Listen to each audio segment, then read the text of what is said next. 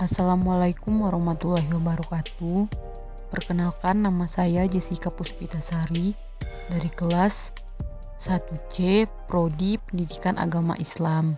Di sini saya menganalisis PUEBI pada makalah Sejarah Berdirinya Negara dari Reswina Fitri, Universitas Eka Sakti Padang. Dosen pengampunya yaitu Ibu Melani Harfikasari, MPD, mata kuliah Bahasa Indonesia. Selamat menonton teman-teman.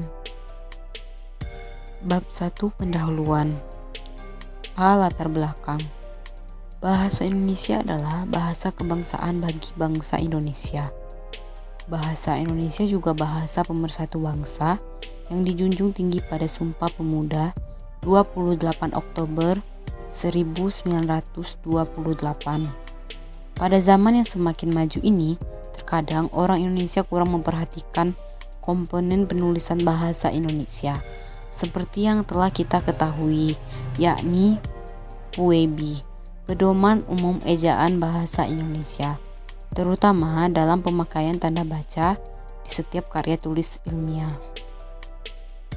Pemakaian tanda baca pada setiap penulisan sangatlah berperan penting dan pengaruhnya sangat besar bagi pembaca. Kesalahan dalam peletakan tanda baca meski hanya sedikit akan mengubah makna dari penulisan tersebut. Kesalahan dalam peletakan tanda baca juga dapat mengubah intonasi dalam pembacaan karya tersebut. PUEBI adalah kaidah paling utama yang harus diperhatikan secara rinci karena penggunaannya harus tepat dan sesuai dengan peletakannya di setiap kalimat. Pengaruh yang besar dari PUEBI sangat dibutuhkan dalam penulisan karya ilmiah agar sesuai dengan aturan yang telah dibuat pemerintah. Selanjutnya bagian B, yaitu rumusan masalah. Yang pertama yaitu apa pengertian dari PUEBI. Yang kedua, apa kesalahan PUEBI dalam makalah Sejarah Berdirinya Negara oleh Reswina Fitri. Selanjutnya yaitu tujuan. Dengan ini penulis dapat meneliti dengan tujuan sebagai berikut. Yang pertama, mendeskripsikan PUEBI beserta tanda bacanya. Yang kedua, mendeskripsikan kesalahan PUEBI pada makalah Sejarah Berdirinya Negara oleh Reswina Fitri. Oke, selanjutnya kita masuk ke bab 2 pembahasan. Yang pertama yaitu A. PUEBI. PUEBI adalah pedoman yang digunakan secara resmi dan formal dalam penulisan bahasa Indonesia. Bisa dikatakan bahwa PUEBI ini berfungsi sebagai sebuah petunjuk atau pedoman yang akan membuat kamu bisa membuat tulisan bahasa Indonesia dengan baik dan benar. Dengan menaati PUEBI, maka tulisanmu akan lebih mudah dipahami oleh pembaca. Selanjutnya yaitu teman-teman, menurut Huda, ada 15 tanda baca yang terdapat dalam PUEBI. Yang pertama yaitu tanda titik, digunakan sebagai akhir pernyataan. Yang kedua yaitu tanda koma, digunakan sebagai unsur perincian kata penghubung antar kalimat pemisah petikan dari bagian lain pemisah nama orang. Yang ketiga yaitu tanda titik koma, digunakan sebagai pengganti kata hubung pemisah kalimat.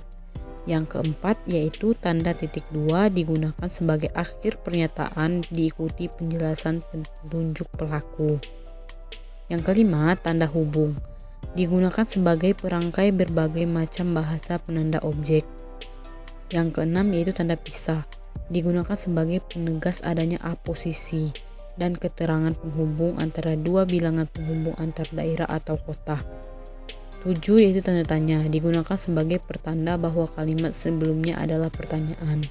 Yang kedelapan, tanda seru, digunakan sebagai pengakhiran pernyataan atau ungkapan sebagai perintah atau emosi. Kesembilan yaitu tanda elipsis, digunakan sebagai penunjuk bahwa dalam suatu kalimat. Yang ke-10 yaitu tanda petik 2, digunakan sebagai pengapit suatu judul pembicaraan dan istilah ilmiah. Yang ke-11 yaitu tanda petik tunggal, digunakan sebagai pengapit suatu petikan dalam petikan lain dan pengapit makna.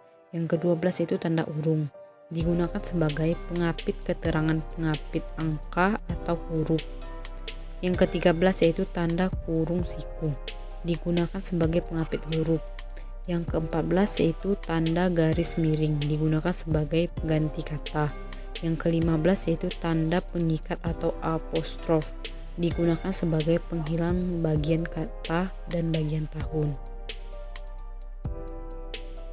Bab 3. Metodologi penelitian. Penelitian ini menggunakan penelitian deskriptif kualitatif. Alasan peneliti memilih desain penelitian deskriptif kualitatif karena peneliti ingin mendeskripsikan keadaan yang akan diamati secara lebih spesifik dan mendalam. Dan selanjutnya kita masuk ke bagian yang paling terpenting, yaitu bab 4, hasil penelitian yang telah saya lakukan. Bab 4, hasil penelitian. Dalam penelitian yang telah saya analisis berdasarkan Puebi pada makalah sejarah berdirinya negara dari Respina Fitri, pada bagian pertama yaitu bagian awal seperti gambar berikut. Gambar di samping menunjukkan bahwa banyak sekali kesalahan kata dalam makalah tersebut, seperti kata hukum yang dimana seharusnya hukum, dan kata pihak yang seharusnya pihak. Selanjutnya yaitu kata atas individu yang tidak menggunakan spasi, yang harusnya atas individu, yang dimana sudah kita ketahui, spasi adalah daerah kosong yang digunakan sebagai pemberi jarak dari pemisah kata, huruf, angka, atau tanda baca. Selanjutnya yaitu boleh kita lihat di gambar di samping menunjukkan bahwa banyak sekali kata-kata yang disingkat yang tidak sesuai dengan kaidahnya. Yang pertama yaitu kata UTK yang seharusnya untuk, dan yang kedua yaitu kata DLM yang seharusnya dalam, dan YGBLM di mana seharusnya yang belum. Aturan penulisan singkatan dalam Puebi yang benar yaitu yang pertama, nama orang. Yang kedua, nama lembaga, badan, organisasi, dan dokumen resmi. Yang ketiga, yaitu singkatan 3 huruf bukan nama. Contohnya seperti ini ya, dan lain-lain menjadi DLL. Dan yang keempat, yaitu lambang kimia, ukuran, dan mata uang. Selanjutnya yaitu seperti yang sudah dijelaskan sebelumnya, bahwa di dalam penggunaan spasi, titik masih banyak kesalahan. Juga contohnya yang di garis merah tersebut, kita bisa lihat ya teman-teman, seperti masyarakat hukum yang tidak menggunakan spasi yang seharusnya masyarakat hukum. Dan juga kata sebelumnya yang seharusnya setelah tanda titik harus spasi, dan masih banyak kesalahan lainnya yang tidak menggunakan spasi. Bab kelima yaitu penutup. Yang pertama, kesimpulan.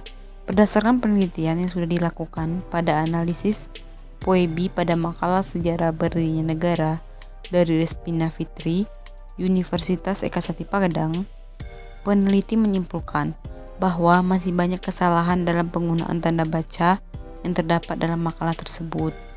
Peneliti juga menyimpulkan bahwasannya terdapat kesalahan pada akidah baku dalam ejaan. Puebi seharusnya menjadi panduan pokok bagi para penulis karya ilmiah karena sangat penting dan besar pengaruhnya untuk penulis maupun pembaca. Yang selanjutnya itu saran. Berdasarkan analisis yang telah dilakukan saya memberikan saran agar alangkah baiknya setiap penulis terlebih dahulu memahami materi yang akan dibahas dan juga memahami kaidah-kaidah penulisan dalam bahasa Indonesia agar meminimalisasi kesalahan yang ada. Kesalahan yang ditemukan cukup banyak. Sebaiknya setiap penulis menggunakan buku panduan atau media lain untuk membantu dalam penulisan karya ilmiah sesuai dengan ketentuan Puebi. Selanjutnya, apabila ada kesalahan kata dan pemaknaan, saya minta maaf. Dan terkhusus untuk Ibu Meilani Harfikasari, saya ucapkan terima kasih atas bantuan pemberian pemahaman yang belum saya ketahui.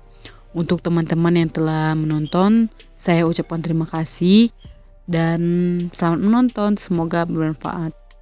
Wassalamualaikum warahmatullahi wabarakatuh.